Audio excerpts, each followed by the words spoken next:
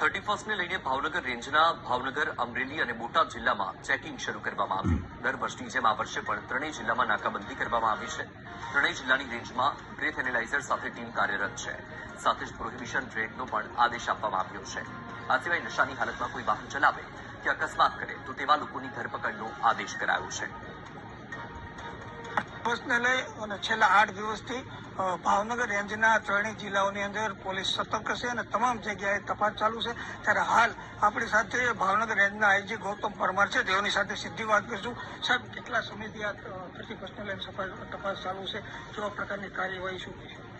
જો દર વર્ષની જેમ આ વખતે પણ સમગ્ર રેન્જના ત્રણ જિલ્લાઓમાં નાકાબંધી ટાઈટ કરવામાં આવી છે. સમગ્ર રેન્જમાં 35 જેટલી નાકાબંધીના પોઈન્ટ કરવામાં આવે છે. બોટાદ જિલ્લામાં 8 જેટલા પોઈન્ટ કરવામાં આવે છે. આજની વાત કરીએ તો સ્પેશિયલ બ્રેથ એનાલાઇઝરની ટીમો અત્યારે કાર્યરત છે.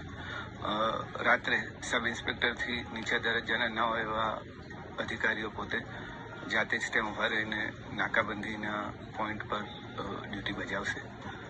પ્રોહિબિશન રેડનો પણ આદેશ આપી દેવામાં આવ્યો છે અને સાથે સાથે ડ્રંકન ડ્રાઈવના કેસો પણ વધુમાં વધુ થાય તે જોવાની પણ સૂચના આપવામાં આવી છે. ત્રણ જિલ્લાઓમાં આજે કોમ્બિંગ નાઇટનું પણ આયોજન કરવામાં આવ્યું છે. ખાસ કરીને ભાવનગર જિલ્લાના ગોગોરો ફેરી વિસ્તાર હોય કે અન્ય સ્થળોએ, માનો કે અમરેલી હોય કે બોટાદ હોય, ત્યાં કેવા પ્રકારના ચેકપોઇન્ટ ઉભા કરવામાં આવે છે કે નહીં? કેવા પ્રકારની તપાસ કોઈ આરોપી પકડાયા છે કે નહીં? મેં તમને કહ્યું એમ છેલ્લા 7 દિવસમાં સતત આ પેટ્રોલિંગ કડક કરવામાં આવ્યું છે અને સ્પેસિફિકલી આજે 35 જેટલા નાકા ચેકપોસ્ટ શરૂ કરવામાં આવ્યા છે.